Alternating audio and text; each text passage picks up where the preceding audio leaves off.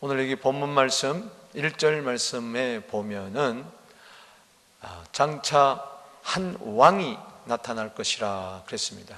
이것은 문자적으로 해석한다면 히스기야 왕이 될 것입니다. 아수르를 물리치는 한 왕 히스기야. 그러나 궁극적으로 이중 예언을 하고 있는데, 바로 이 장차 오실 왕은 바로 만왕의 왕 예수 그리스도를 이야기하는 것입니다. 예수님은 이 땅에 왕으로 나타나셨습니다.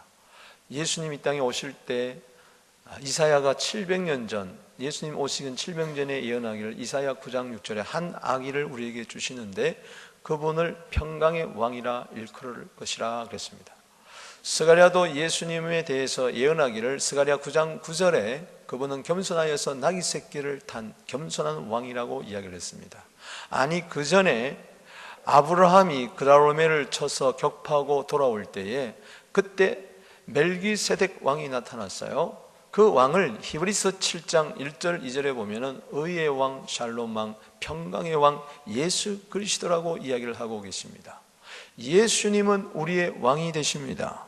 온 세상의 왕이 되십니다. 만왕의 왕이 되시고 만주의 주가 되십니다. 우리는 우리의 삶을 통하여서 예수의 왕 되심을 선포해야 될 줄로 믿습니다. 다시 오실 왕, 그분을 가르쳐서도, 재림의 왕을 가르쳐서도, 승리하시는 왕을 가르쳐서도 계시록 7장 14절 말씀에 만주의 주요 만왕의 왕이라고 하셨습니다. 그리고 계시록 19장 16절에도 만왕의 왕 만주라고 이야기를 했습니다. 우리는 그분 앞에 복종해야 됩니다.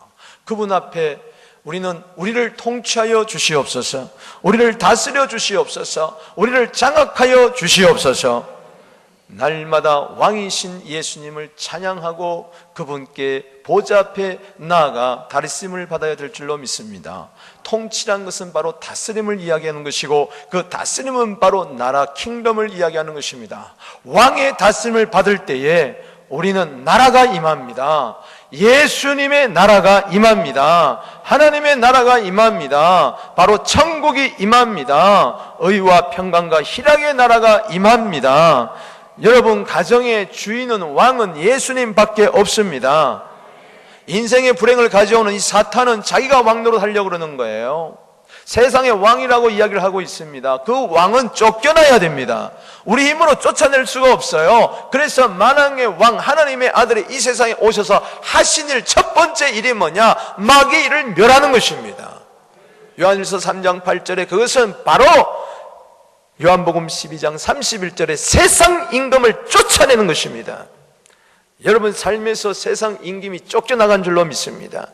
예수 이름으로 사탄은 물러간 줄로 믿습니다. 그 세상 세상 임금을 이길 능력을 가지신, 하늘과 땅의 권세를 가지신, 마태복음 28장 18절에 하늘과 땅의 권세를 가졌다는 것은 예수님이 바로 왕이시라는 것입니다.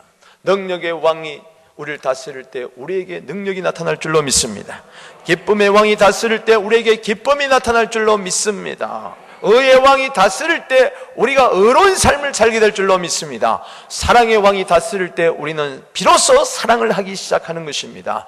주여, 나를 당신께 굴복시켜 주시옵소서. 이게 바로 성령의 강력한 기름 부음인 줄로 믿습니다. 성령의 기름 부음을 받게 되면은 내가 왕 노릇하고 주인 노릇하는 것을 다 내려놓고 만왕의 왕을 나의 주, 나의 하나님으로 모시게 되는 것입니다. 세상 도덕에서도 군신유의라고 그랬어요. 임금과 신하 사이에 신의가 있어야 되고 의리가 있어야 되고 이야기하는데, 우리는 만왕의 왕과 나 사이에 믿음의 관계가 성립되기를 바랍니다. 세상에 왕이 있는데 한 나라의 왕이 하나죠? 둘입니까? 그렇잖아요. 내 삶에 두 왕이 있을 수가 없어요. 예수님만이 나의 왕이십니다. 이 왕의 다스림을 받지 아니하면은 오늘 본문 말씀 5절, 6절, 7절에 보면은 심판을 받는다고 이야기를 했어요. 9절 이하에도 나옵니다만, 저는 오늘 본문 말씀에 정말 예수님을 만왕의 왕으로 모실 때에 우리에게 주시는 은혜가 오늘 본문에 세 가지로 나타납니다. 그 첫 번째는 뭐냐? 그분이 우리의 피난처가 되어 주신다는 놀라운 은혜입니다. 이 은혜를 덧입게 되기를 바랍니다. 오늘 왕이 나타나서 통치하고 다스릴 때에 그와 함께 우리가 왕노릇하는 은혜가 있는데 2절 말씀에 보니까 그분이 우리의 피난처가 되어주신다.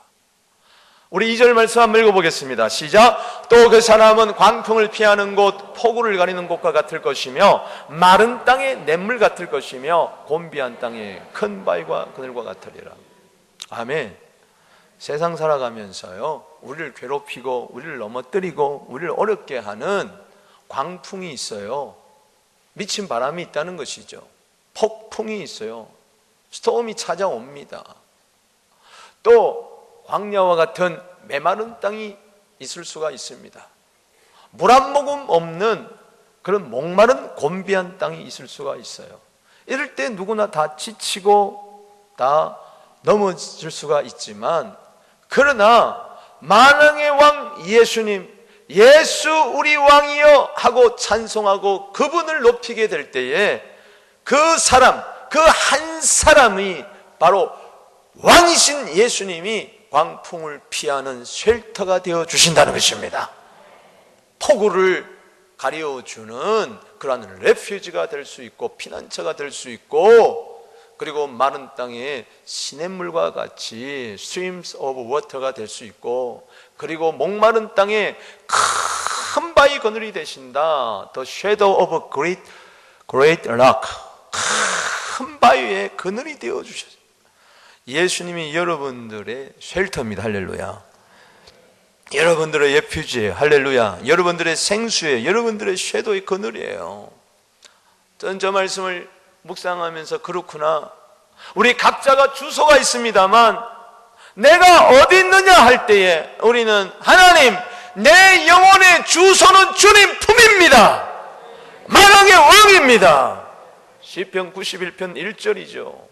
지존자의 그늘 아래 사는 우리들, 거기에 거주하는 우리들, 주님을 요새로 삼는 우리들, 내 영혼의 주소는 주님밖에 없습니다. 그럴 때 우리에게 진정한 안식이 주어지게 되는 것이죠. 의의 다스림 속에 비로소 평강이 있습니다. 인생의 질서가 쓰는 것이죠. 오늘 뒤에 넘어가서 이사야서 32장 여기 16절 말씀 한번 보세요. 그때라는 것은 주님 오셔서 16절 말씀처럼 성령을 우리에게 부어주실 때 정의가 광야에 거하며 공의가 아름다운 밭에 거하리니, 17절 공의의 열매는 화평이요 공의의 결과는 영원한 평안과 안전이라. 할렐루야. 정말 공의를 세우게 되기를 바랍니다. 주님의 공의가 서는 곳에는요 평안이 있어요. 의의 열매는 평강이라고 그랬어요. 할렐루야. 의를 내세우면서 분열과 다툼이 일어날 때는 그것은요 정답만을 구하는 것이지 해답만을 구하는 게 아니에요. 여러분, 선악과는요 정답이 될 수 있지만 해답은 될 수 없어요. 생명나무는 해답입니다. 할렐루야. 세상에서 정의를 그렇게 부르짖는데 왜 이렇게 힘듭니까? 성경에서의 정의는요 평강입니다. 할렐루야. 공의의 열매는 화평이요 공의의 결과는 영원한 평안과 안전이라. 18절 보십시다. 내 백성이 화평한 집과 안전한 거처와 조용히 쉬는 곳에 있으려니와. 너무 좋잖아요. 당장 적용해 보십시다. 여러분의 집이 화평한 집이 되기를 바랍니다. 안전한 거처가 되기를 바랍니다. 조용히 쉬는 곳이 되기를 바랍니다. 이것이 바로 교회요, 이것이 바로 주님 품임이에요. 여러분들의 가정이요 여러분의 심령이 되기를 바랍니다. 주님이 다스리니까 그렇게 되는 것이죠. 이 세상에서 안전지대가 어딜 거예요? 폭풍우가 몰아치는데, 광풍이 몰아치는데 주님밖에 없어요. 파도가 일어날 때 예수님을 깨웠어요. 안심하라. 그러면서 바다를 향하여 꾸짖을 때 평온해진 줄로 믿습니다. 여러분의 인생에 평온함이 있게 되기를 바랍니다. 악한 제 파도가 많지만 여러분들은 심의 깊은 바다처럼 평온하게 되기를 바랍니다. 19절에 보니까 그 숲은 우박에 상하고 성읍은 파괴되리라. 세상 그렇다는 것이죠. 그럴지라도 20절에 우리들은 만왕의 왕을 모시고 살기 때문에 모든 물가에 씨를 뿌리고. 할렐루야. 옥토의 씨를 뿌린다는 것이죠. 열매 맺는다는 것이죠. 소와 나귀를 그리로 모는 너희는 복이 있느니라. 목초지가 풍성해가지고 그러한 복이 여러분들에게 임하게 되기를 주 이름으로 축복합니다. 내가 왕노릇 하면요, 이런 일들이 일어날 수가 없어요. 예수 우리 왕이여, 내 인생의 왕이 되어 주시옵소서. 우리 교회의 왕이 되어 주시고 이 세상의 왕이 되어 주셔서 전쟁이 끝나고 평화가 임하게 하여 주시옵소서. 저 시리아 땅에 예수님 왕이 되어 주시옵소서. 매일의 우리 기도 제목이 되어야 될 거예요. 다 왕노릇 하느라고 정부군과 반군이 서로 왕노릇 하려고 정권을 차지하려고 그러는 거 아니겠어요? 이사야서 25장 4절 말씀에 뭐라 그랬습니까? 주는 포악자의 기세가 성벽을 치는 폭풍과 같을 때 빈곤한 자의 요새시며 환난당한 자의 가난의 요새시며 폭풍 중에 피난처시며 폭양을 피하는 그늘이 되신다. 바로 피난처가 되신다는 이야기죠. 시편 46편 1절 말씀에 하나님은 우리의 피난처시요 환난 중에 만날 큰 도움이 되시는 힘이 되실 줄로 믿습니다.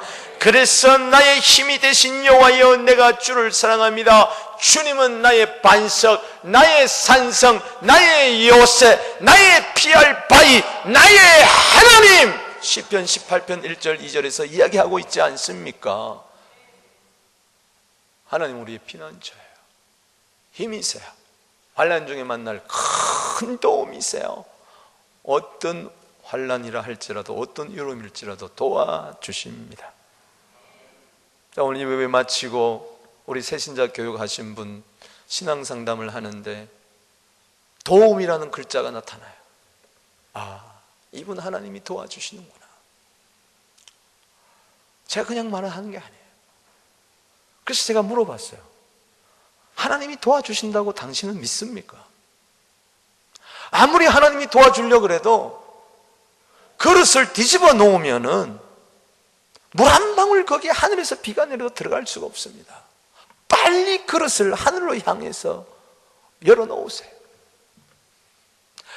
그랬어요. 제가 아무리 하루 24시간 360일 영원토록 나이가라 폭포는 쏟아지고 있는데 그 앞에서 목말라하는 사람이 있다면 이게 얼마나 억울한 일이에요. 빨리 입을 열고 빨리 그릇을 하늘을 향하여 놓으세요. 뒤집어 놔버리면 물 한 방울 들어갈 수가 없는 거예요. 하나님이 우리를 안 도와주시는 게 아니에요. 시편 120편 1절에 내가 산을 향하여 눈을 들리라. 나의 도움이 어디서 올꼬? 나의 도움은 천지를 지으신 여호와께서로다. 두려워 말라, 내가 너와 함께함이니라. 놀라지 말라, 나는 내 하나님이 됨이니라. 내가 너를 굳세게 하리라. 참으로 너를 도와주리라. 주님은 약속하셨어요. 문제는 우리의 믿음의 그릇을 활짝 하늘을 향하여 열어놓고 예수 우리 왕이여 나를 도와주시옵소서. 40일 동안 이렇게 부르짖는 이유가 여기 있는 거예요. 환난 중에 만날 큰 도움이시라 그랬는데 언제 도와주시겠다 그랬느냐? 시편 46편 5절에 보니까는 새벽에 하나님이 도와주시리로다. 몸도 만도 연약하나 돈 받고 살아가는 것이 우리의 인생인 줄로 믿습니다. 내가 힘이 없지만 만왕의 왕이신 예수님은 힘이 있습니다. 나는 능력이 없지만 만왕의 왕은 능력이 있습니다. 당신의 문제를 얼마든지 해결할 수가 있는 거예요. 이 세상에 진정한 우리의 쉘터, 레퓨지, 피난처는 주님밖에 없는 것입니다.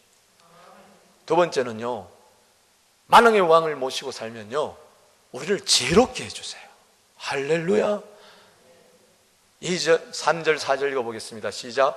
보는 자의 눈이 감기지 아니할 것이요 듣는 자가 귀를 기울이게 될 것이며 조급한 자의 마음이 지식을 깨닫고 온유한 자의 혀가 민첩하여 말을 분명히 할 것이요. 이 말은 어리석었던 하나님의 백성들이, 이스라엘 백성들이 다시 지혜로운 자가 될 것이다. 하나님의 뜻도 알지도 못하고 자기 뜻만 내세우려고 답답해하던 이들이, 조급해하던 이들이 이제는 마음에 풍요로워지고 어리석은 자에서 지혜로운 자로 탈바꿈하게 될 것이라는 이야기입니다. 우리 만왕의 왕이신 그분은 천하 만국을 다스리기 때문에 얼마나 지혜롭겠어요. 얼마나 청명하겠어요. 이사야 11장 2절에 예수님을 가르쳐서, 성령 충만한 예수님을 가르쳐서 지혜의 영, 지식의 영, 청명의 영, 모락의 영, 재능의 영, 여호와를 경외하는 영이 예수님에게 임한다 그랬어요. 할렐루야. 그 예수님에게 임했던 그 성령님이 우리에게도 임하는 것이죠. 여러분, 왜 조급하죠? 모르니까. 여유가 없는 것이죠. 어떻게 될지 모르니까, 어떻게 해야 될지 모르니까 부산을 떠는 것이고, 이 사람 저 사람 찾아다니고, 이 방법 저 방법 해보고, 모르니까 이렇게도 해보고 저렇게도 해보고. 알면 왜 그러겠어요? 답을 알고 있는데 모르니까 그런 거예요. 왜 모르죠? 소경이라, 맹인이라. 왜 모르죠? 듣지 못해서. 왜 모르죠? 말하지 못해서. 그래서 전에는 보지 못하는 자가 이제 보게 될 것이고, 전에는 듣지 못한 자가 이제는 듣게 될 것이고, 전에는 반벙어리 같은 자가 이제는 분명하게 말을 하게 될 것이다. 그래서 조금은 자의 마음이 지식을 깨닫게 되는 지혜가 있게 될 줄로 믿습니다. 전에는 맹인이었던 자들이 빛이 임하고, 전에는 듣지 못하는 이 기멍어리 속에 주의 음성이 들리기 시작하고, 전에는 반벙어리 자들이 너무 답답해서 자기 이거 어떡하냐 이거 하다냐 그런 자들이요, 분명히 주님 앞에 가서 기도하고 부르짖게 될 것이고, 짓지 못하던 벙어리 개가 짓게 될 것이고, 예수는 그리스도, 예수는 하나님의 아들, 예수는 만왕의 왕이라고 선포하게 될 줄로 믿습니다. 따라합시다. 조급한 자의 마음이 지식을 깨닫고, 저 말에는 이해력이 생긴다는 거예요. 믿습니까? 따라합시다. 지혜는 이해심이다. 아멘. 지혜는 이해심이에요. 이해심이 있어야 돼요. 골로새서 2장 2절에 원만한 이해, 완전한 이해를 말합니다. 이해가 있으면요, 사람이요, 관계가 좋아지는 거예요. 하나님과의 관계도 좋아지고, 부부 관계도 좋아지고, 서로 관계도 좋아지고. 할렐루야. 왕이신 그분은 이해심이 얼마나 많은지, 죄인을 이해해가지고 우리 힘으로 안 되는 걸 알고, 율법을 도저히 지키지 못하는 진노의 자녀, 저주의 자식을 알고, 만왕의 왕이 십자가에서 피 흘려 돌아가셔서 우리를 구원하셨어요. 믿습니까? 예수님 십자가 달려 돌아가실 때 죄패의 명이 뭔 줄 아세요? 요한복음 19장 19절에 왕이에요, 왕. 이걸 기록했어요. 다 온 세상 보라고 요한복음 19장 20절에 히브리 말로, 헬라 말로, 로마 말로, 이태리 말로 싹 다 기록해놨어요. 봐라, 세상 사람들에게 마귀는 이야기해요. 내가 왕인데 엉뚱한 왕이 나타나가지고 난리다. 마태복음 2장 2절에 유대인의 왕으로 나시니가 어딨냐? 헤롯 왕이요, 시기심해가지고요, 내가 왕인다고 2살 아래 난 자를 다 죽인 것처럼 이 왕을 죽이려고 십자가에 매달았지만, 그러나 그분은 진정한 왕이셨습니다. 만왕의 왕이 이 세상에 왜 오셨느냐?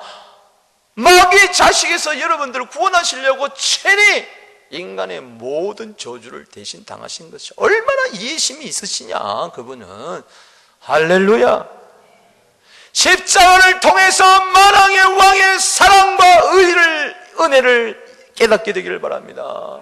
주님이 나를 이토록 사랑하시는구나, 이게 깨닫게 될 때에 이사야 29장 23절의 말씀이 나타난 거예요. 즉 복음을 받아들인 자에 대해서 예언하기를, 마음이 혼미한 자들도 청명하게 되며 원망한 자들도 교훈을 받게 되리라.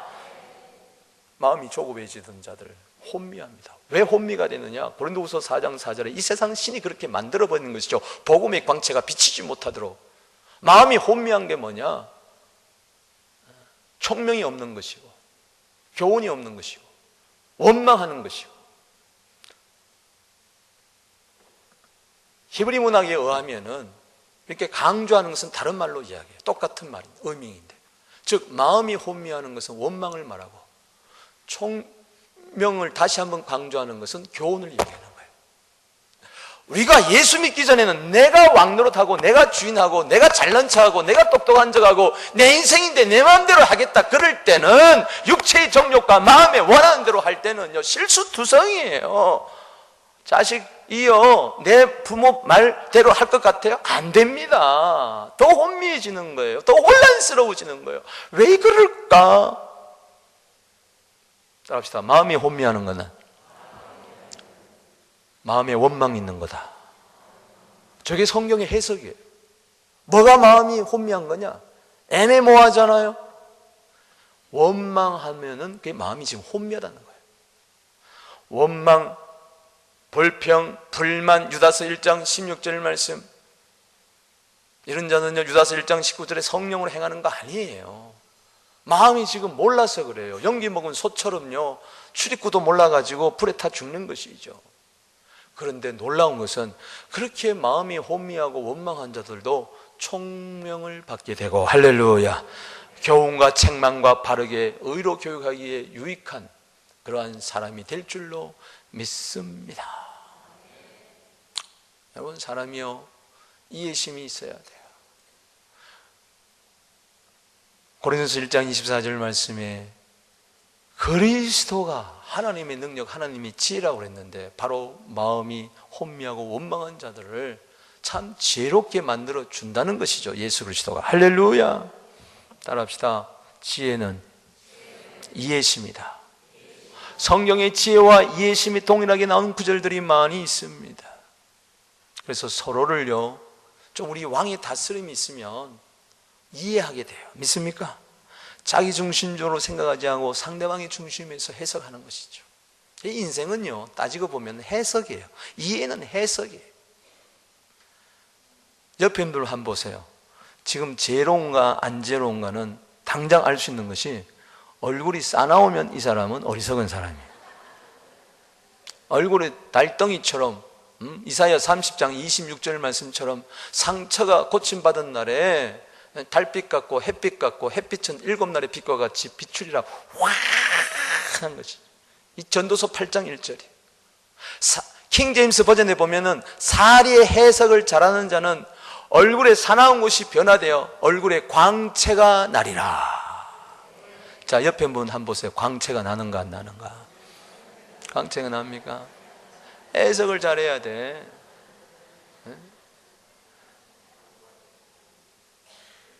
더우면 덥다. 이건 해석하는 게 아니에요. 추우면 추워 죽겠다. 이건 해석이 아니에요. 더울 때 해석을 잘하는 거예요. 아, 이 더울 때는 어떻게 하면 될까? 수영 가면 되겠다 하고 수영하는 거예요. 할렐루야. 추울 때 추워 죽겠다 하고 그러지 말고, 야, 이 추운 날에 스케이트 타면 되겠다. 이렇게 해석을 잘하면 사람이 긍정적인 사람이 돼요. 스데반은 돌에 맞아 죽으면서도 얼굴이 천사같이 빛난 것은 해석을 잘한 거예요. 왜? 성령 충만하니까. 하늘의 영광이 보이고 예수님이 서 계신 것을 보니까 찡그릴 일이 없어. 5만 가지 인상을 다하고 교회 다닐 필요. 왜요? 왜 그래? 그럴 이유가 전혀 없어요. 믿습니까? 따라합시다. 이해하면 만사형통이다. 잠언 4장 7절에 지혜가 제일이라고 했는데 그 지혜는 예수님입니다. 예수님은 지혜고 우리를 이해해 주시는 분이에요.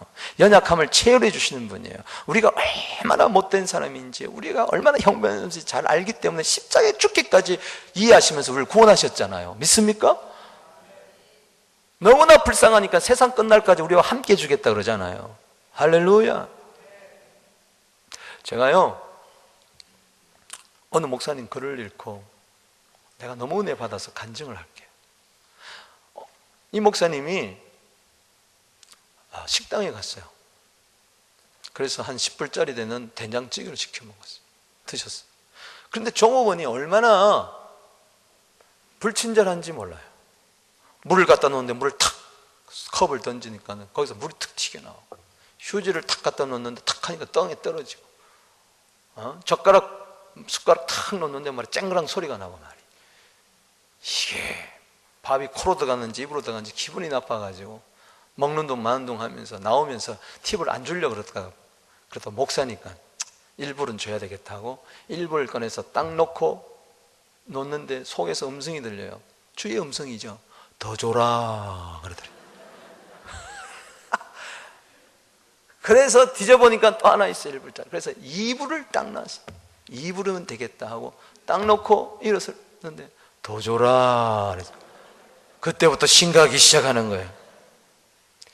아이, 하나님 속으로 그런 거죠. 아, 이렇게 불질찬 종업원에게 10불짜리 먹고 2불을 주다니요. 이거는 말이 안 되잖아요. 20%를 주는 건데. 그래서 할 수 없이 넉넉하게 생각해서 아예 지갑에서 5불짜리를 꺼내가지고 탁 놓고 돌아서는데 뒤에서 음성이 들리는 거예요. 더 줘라. 아니, 하나님 이럴 수가 있습니까? 이러면서 아예 그냥 10불을 딱 놓고 그냥 나오니까는 하나님이 됐다 씩씩거리면서 나오는데요. 아이, 그 종업원이 10불짜리를 들고 나오는 거예요. 선생님 혹시 10불짜리 떨어뜨린 거 아닙니까? 아닌데요. 어디 이렇게 많은 돈을 주셨어요? 그때 지혜롭게 대답한 거죠. 예, 아주머니가 힘들어 보여서 그랬어요. 그래서 힘들어 보여서. 속으로 생각한 거죠. 얼마나 힘들면 저렇게 짜증을 낼까. 순간적으로 기질을 발휘한 거예요. 근데 그냥 툭 던진 이 말, 힘들어 보여서 그랬어요. 그랬더니 아주머니가 갑자기 고개를 떨구면서 흐느끼는 거예요. 선생님, 그래요. 저 정말 오늘 힘들어요.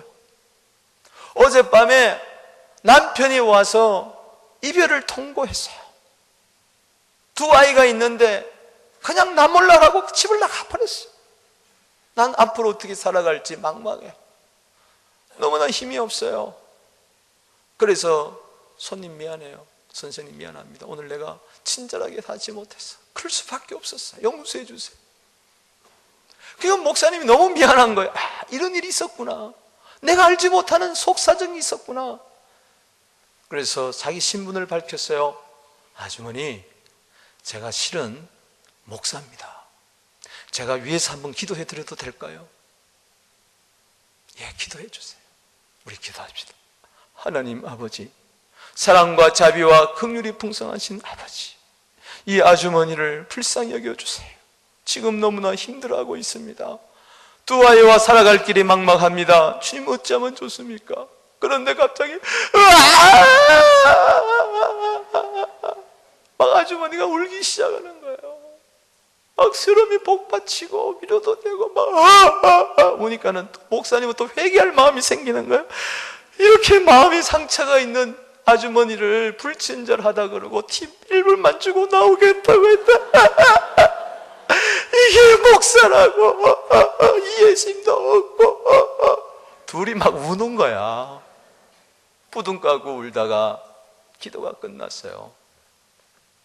여러분, 이 아주머니 예수 믿었을까 안 믿었을까? 목사님이 예수 증거했으니 아멘, 저도 예수 믿겠어요. 그 다음 주일날 목사님 교회 나왔을까 안 나왔을까? 안 나왔으면 내가 말을 안 하지. 그래요. 이해하면 되는데 이해를 못하는 거예요.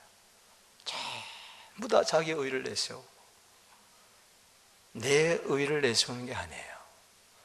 만왕의 왕이신 주님, 의로 다스려 주시옵소서. 평강으로 다스려 주시옵소서. 그때 지혜가 생기고 상대방의 속사정을 이해할 수 있는 마음, 한번 대화해 보세요. 다 그럴 만한 이유가 있는 거예요. 그러나 우리는 그냥 첫인상 가지고 해결할 때가 참 많이 있고, 알아보지도 않고 들리는 이야기 가지고 눈에 보이는 대로 그냥 막 말을 하는 거죠. 그렇기 때문에 보는 게 아니고 듣는 게 듣는 게 아니고 말하는 게 말하는 게 아니에요. 어리석음은요, 삼중보에 시달리는 거예요. 그러나 만왕의 왕 주님이 내게 다스리고 음성을 들려주시면 비로소 아름다운 이해심이 생길 줄로 믿습니다. 지혜는 이해심입니다. 세 번째는요, 존귀하게 만들어 주신다는 거예요. 할렐루야. 8절 말씀이 너무너무 가슴을 울리는 말씀이에요. 존귀한 자는 존귀한 일을 계획하나니 그는 항상 존귀한 일에 서리라. 존귀란 말이 나옵니다. 우리 모두 다 존귀한 자가 되었습니다. 전에는 쓸모없는 자였지만 예수 안에서 존귀한 자가 됐어요. 전에는 무가치한 쓰레기 같은 인생을 살았지만, 죄악된 냄새나는 인생을 살았지만 이제는 고귀한 자가 됐어요. 하나님의 핏값으로 사신 하나님의 자녀야말로 존귀한 자요, 고상한 자요, 고귀한 자요, 고명한 자인 줄로 믿습니다. 우리 한번 인사합시다. 당신은 존귀한 자입니다. 왜? 존귀하신 만왕의 왕, 높고 높으신 그분이 나를 다스리기 때문에 나는 존귀한 자일 수밖에 없다는 것이죠. 더러운 자는 더러운 일을 계획하고 항상 더러운 일에 앞장서게 됩니다. 무가치한 자는 항상 무가치한 일을 계획하고 항상 무가치한 일에 앞장서는 거예요. 불의한 자는 항상 불의한 일을 계획하고요, 불의한 일에 쓰게 되는 거예요. 악한 자는 악한 일을 생각하고요, 악한 일에 쓰임받는 거예요. 음란한 자는 항상 음란한 일을 생각하고 음란한 일을 행하는 거예요. 여기 존귀하다는 뜻은요, 무슨 뜻이냐? 마음이 열려있다. 할렐루야. 그리고 자원하는 마음이다. 할렐루야. 그리고 덕이 있는 사람이다. 그리고 봉사, 이런 선행, 이런 뜻이 있습니다. 세상에서는요, 5절 말씀에 보면은 어리석은 자를 존귀한 자라고 하지만, 그러나 주님 오셔서요 분별합니다. 판단합니다. 더 이상 어리석은 자를 존귀한 자로 하지 않을 것이고, 6절에 보면은 어리석은 자는 어리석은 자로 드러나리라. 그러나 세상 사람들 보기에는 우리가 어리석은 자 같지만은 존귀한 자입니다. 할렐루야. 항상 나는 존귀한 것을 꿈을 꿉니다. 하나님의 나라를 꿈을 꿉니다. 전에는 어리석은 자였죠. 전에는 어둠이었죠. 에베소 5장 8절 말씀처럼 전에는 어둠이었더니 이제는 주 안에서 빛이 되라. 할렐루야. 에베소서 5장 15절 말씀에 지혜 없는 자가 되지 말고 지혜 있는 자가 되고 세월 아끼라, 때가 악하니라. 너희는 어리석은 자가 되지 말고 오직 주의 뜻이 무엇인지 이해하도록 해라. 술 취하지 말라. 이는 방탕한 것이니 오직 성령의 충만함을 받으라. 이제는 존귀한 자로 우뚝 서게 될 줄로 믿습니다. 우리 성도들은 존귀한 자입니다. 그래서 존귀한 일을 계획하는 거예요. 어떻게 하면 바자회를 통해서 하나님 나라를 위하여 쓰임을 받을까? 할렐루야. 그리고 그 일에 섭니다. 선다는 것은 넘어지지 않는다는 거예요. 좋은 일 앞에서 넘어지지 않게 되기를 바랍니다. 존귀한 일을 계획했으면 끝까지 존귀한 일을 하고야 말게 되기를 주의 이름으로 축원하는 것입니다. 우리는요, 이해하게 될 때에, 하나님이 우리를 그리스도인을 이해할 때 우리를 존귀한 자로 만들어 주었어요. 에베소서 2장 10절 말씀처럼 하나님의 걸작품으로 우리를 만들어 주셨어요. 한번 인사합시다. 당신은 하나님의 걸작품입니다. 하나님이 만드신 작품 가운데요, 요만한 게 없어요. 할렐루야. 많은데 자꾸 작업하세요. 자꾸 손대지 마시라니까. 하나님이 손대 주셨는데 왜 자꾸 사람이 손을 대게 해? 특별히 의료적으로 필요한 게 있어요. 예를 들어서 할머니, 할아버지들 눈꺼풀이 자꾸 내려와. 그래서 안 보여. 이런 분들은 조금 째도 돼. 이렇게 조금 째도 돼. 하나님의 작품에 함부로 손대지 마시오. 이거 써붙이고 다녀야 돼. 써붙이고. 그래가지고 양약 수술 해가지고 입이 안 다물어져. 이러고 다녀. 눈을 잘못해가지고 잘 때도, 코 수술 잘못해가지고 비가 막 새 들어와. 그냥. 왜 그러냐? 왜 그래? 사도행전 7장 20절에요 모세가 태어났을 때 하나님 보시기에 아름다운 자라고 그랬어요. 당신은 하나님 보시기에 아름다운 자입니다. 이사야 43장 4절 아닙니까? 네가 내 눈에 보배롭고 존귀하면 내가 너를 사랑하였다. 내 눈에 하나님 우리 보기에 내 눈에는 네가 너무 보배롭고 존귀한 자다. 공동 번역에는 너는 눈에 넣어도 아프지 않을 나의 귀염둥이 나의 사랑이다. 할렐루야. 한번 인사합시다. 당신은 귀염둥이입니다. 좀 귀엽게 지내세요. 귀엽게. 좀 생긋. 누가 여기 써붙였네요. 이게 볼까요? 웃으세요. 웃으세요. 써붙였어요. 내가 너무 강조하다 보니까 5만 가지 인상을 다 쓸 수가 있어요. 말씀 잘하는데 왜 인상 써야 될지 몰라. 우린 존귀한 자의 표정, 귀염둥이의 표정을 하고 살게 되기를 주 이름으로 축복하는 것입니다. 할렐루야. 여러분, 오체 불만족이라는 책 읽어보셨죠? 몇 년 전에 베스트셀러 됐잖아요. 오토라는 일본 아이가 태어났어요. 근데 딱 태어나고 보니까는 사각형이야. 몸이 직사각형이야. 팔이 없어. 10cm. 발이 없어. 10cm. 목만 딱 붙어가지고 태어나.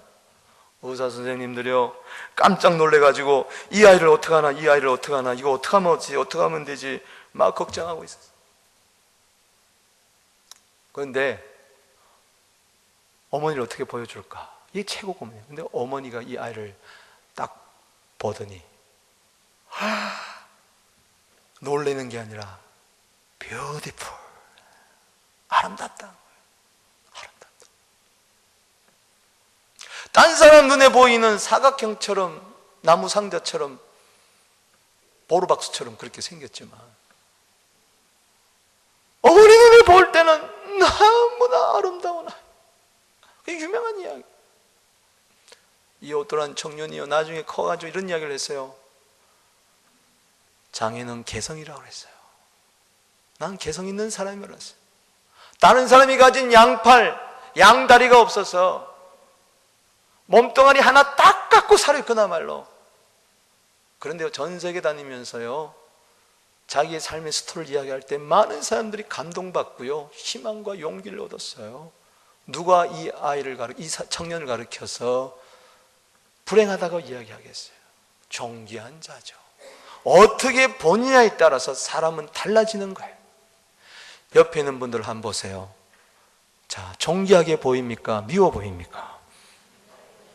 미워하는 자는 항상 미워한 일을 계획하고 미워하는 일에 서리라. 섭섭한 자는 항상 섭섭한 것을 생각하고 섭섭한 일에 쓰게 되리라. 원망한 자는 항상 원망하는 자를 원망한 일만 해. 감사하는 자는 감사한 일을 계획하고 감사한 일에 쓰리라. 할렐루야. 사랑하는 자는 항상 사랑하는 일을 계획하고 사랑하는 자 일에 쓰리라.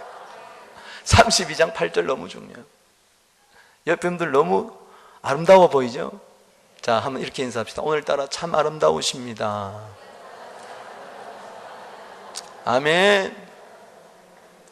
나이가 들어서 구찌밴을 바르는데 떨려가지고 좀 밑으로 좀 발라가지고 좀 옆으로 좀 발라가지고 그래도 너무 아름다워. 할렐루야. 시편 16편 3절 말씀에 뭐라고 했습니까? 땅에 있는 성도는 존귀한 자들이니 나의 모든 즐거움이 저에게 있도다. 그 2절에 보면은 주님만이 나의 복입니다. 주님을 나의 왕으로 삼는 자는요 마음에 이해심이 생기고 나도 존귀하고 우리 모두 존귀한 자다. 우리의 기쁨은요 상대방을 존귀하게 높이게 여기게 된 줄로 믿습니다. 그렇게 좀 삽시다. 할렐루야. 저는요 주일을 그렇게 좀 했으면 좋겠어요. 교회를 그렇게 좀 다녔으면 좋겠어요. 만왕의 왕께 그분께 모든 것 다 맡기고 그분의 공의로운 통치를 하고 있어요. 그저 나는 땅에 있는 성도들은 존귀한 자다. 나의 모든 즐거움이 저에게 있도다. 상대방을 존귀하게 여기면요 나에게 기쁨이 생겨요. 상대방을 미워하고요 나에게요 슬픔이 생겨요. 상처만이 가득한 거예요. 문제는요 상대방이 있는 것이 아니라 나에게 있는 거예요. 아멘이십니까? 우리 그런 찬송이 있잖아요. 네? 형제의 모습 속에 보이는 하나님의 형상 아름다워라. 우리는 딴 거 없어요. 하나님의 은혜를 보고 하나님의 사랑을 보고 하나님의 영광을 보고 우리가 서로 축복해야 될 줄로 믿습니다. 아멘. 형제의 모습 속에 보이는 하나님 형상 아름다워라. 존귀한 주의 자녀 됐으니 사랑하며 섬기리. 우리의 모임 중에 임하신 하나님 영광 아름다워라. 존귀한 왕이 여기 계시 사랑하며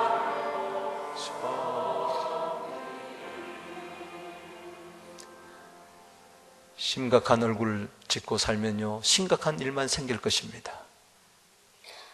평화의 얼굴을 가지고 살면요, 화평한 일만 생길 것입니다. 기쁜 얼굴을 상기고 살면요, 기쁜 일들이 생길 것입니다. 사랑하는 자를 정말 바라보며 예수님 존귀하십니다. 빌립보서 1장 20절에 내가 살든지 죽든지 오직 내 몸에서 그리스도만 존귀케 하려 하노라 높이게 되기를 바랍니다. 주님은 우리를 위하여 이 땅에 오셔서 우리를 존귀한 자로 만들어줬어요. 빌립보서 2장 29절 말씀에 그래서 우리는 모든 자를 알아주며 존귀하게 여겨줘야 돼요. 얼마나 귀합니까? 오늘 이렇게 교회 나와서 예배드리고 찬송하며 서로를 축복하며 주의 일에 앞장서서 함께 하겠다고 연합해서 하는데 우리가 서로 위해줘야 돼. 할렐루야. 수고하시면 우리 한번 인사합시다. 수고하십니다. 우리 잘해봅시다. 더 잘할 수가 있습니다. 당신은 존귀한 자입니다. 여기에 주님이 계십니다. 여기에 주님의 평화가 있고 안식이 있고 여기에 지혜가 있고 이해함이 있고 여기에 존귀한 축복이 있고 이렇게 살 때에 우리는 이 세상 사람들에게 우리가 피난처가 되어주고 우리 교회가 피난처가 되어주고 어리석음도 모르는 이 세상 사람들 삼중고에 시달리는 저들에게 우리가 저들에게 지혜로운 자, 인도자가 되어야 될 줄로 믿습니다. 쓰레기 같은 인생, 죄악된 인생, 육체의 종로하고 죄의 종로한 자들, 저들을 존귀한 자, 하나님의 자녀로 만들어줘야 될 줄로 믿습니다. 예수는 우리 왕이시여. 기도드리겠습니다.